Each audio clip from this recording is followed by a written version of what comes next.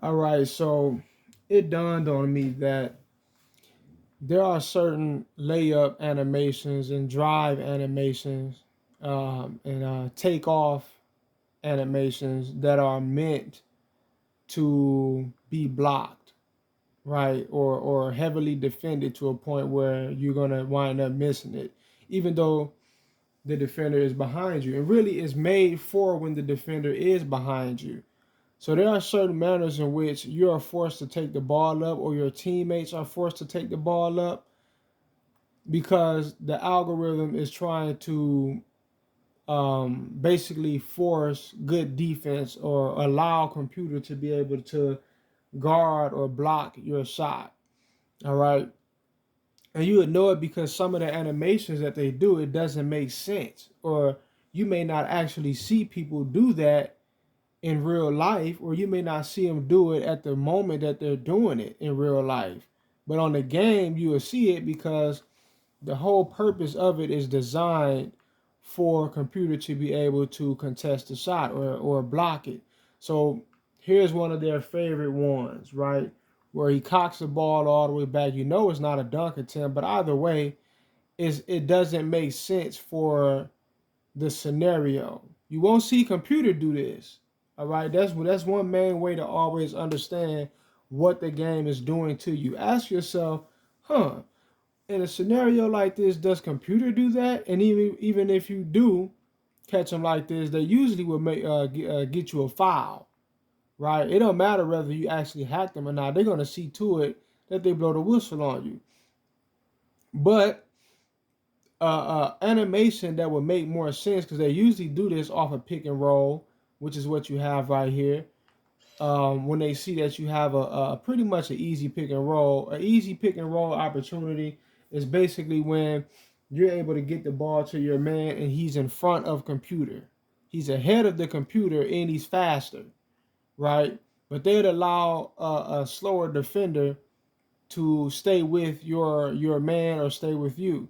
So now when you go for the animation, they'll force you to put the ball up, cock it back or put it up in such a way where it's easier to defend. All right. So a lot of times you would go for a pick and roll, and it's like, damn, I know at least on 2K21 that would have been a bucket, but on 22 it's not a bucket because the game is already figured out. They've rewired the pick and roll to fail a lot more often in 2K22, and it's very obvious because pick and rolls that seem like money, that seem like this shit is just this is gonna be perfect. They fail so often. It's like, wow, how did that pick and roll fail when everything was in the right position and my guy was ahead, computer was behind, he had the basket at him? Because when you look at it, instead of going for just a leaning dunk, like leaning forward, or a finger roll, or something that's more easy, that's getting right at the rim, that's getting close to the rim, they're forced into going to a layup animation or a dunk animation that that cocks the ball back, or it puts it in a position where it's not just right there at the cuff like it needs to be. Like right here, the ball is behind his head, right? And the defender is behind him. It doesn't make sense to do that. But once again, they have put certain animations in this game to make it not seem so obvious that you're being cheated. But it's a predetermined scenario, right? So you have blocks like this right here, just like you have certain dribbling animations that are meant for, or at certain moments is meant for you to actually lose the ball. But it doesn't seem that way because if you're not really paying attention, it seems like just a regular basketball movement. There's a lot of layups I noticed, especially in 21, where I just look at the layup like, man, that's crazy. I have never in my life actually seen someone do that layup animation in real life. But on the game, you will see them do it like 60% of the time they go for a layup. It's like, wow, it doesn't make sense to take a layup like that. Like who does this right here when there's a defender behind them? It literally makes no sense. The more obvious thing to do is just go for a finger roll, something off the backboard, something more simple. Why put the ball where it could easily just be blocked? And then on top of that, we don't get foul calls like computer. Let me also go over something else. I might do a separate video on this. The amount of times that computer is allowed to get offensive rebounds is absolutely effing ridiculous. All right, let's look at the defensive rebounds, how it's tied up, but they have more than twice the amount of offensive rebounds that we have. And at one point, now we have 12 second chance points. At one point, they had like 17 and we had 6. All right, so that happened when I was on the bench. That didn't go on when I was actually in the game. But the second chance points is also meant to, or the offensive rebounds is also meant to close, to help computer stay in the game and keep the gap closed. Like in 2K21, playing a team like this with the team that I have, we'll be winning by at least 30 points right now, but we're only up by 12. All right, because the computer is allowed to just get away with murder. I mean, man, computer is allowed to get away with so much on this game.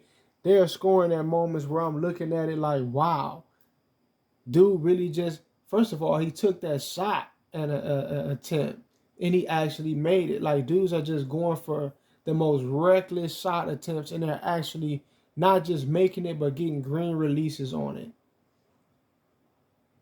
with people that are not really even particularly good at doing that. And it's like, man, what is actually going on in this game? Because they've beefed up computers' ability to play. And it's far more scripted. Computer is far more likely to go on offensive scoring runs. I mean, it's just like when they go on a run, they're unstoppable. You can't really do anything. The best that you could do is just try to score as much as you can without allowing them to get 3 or 4 scoring opportunities in a row without you scoring anything, because it gets to a point where you nearly cannot stop them, because you can't be on every player on the court and your teammates are always going to have certain moments where they're purposefully leaving computer open. All right, and what I mean by that is the algorithm is forcing, or the AI is forcing your teammates to leave computer open.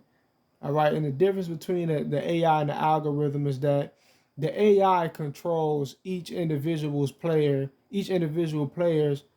artificial intelligence and what they're doing on the court, where they are, and how they're operating.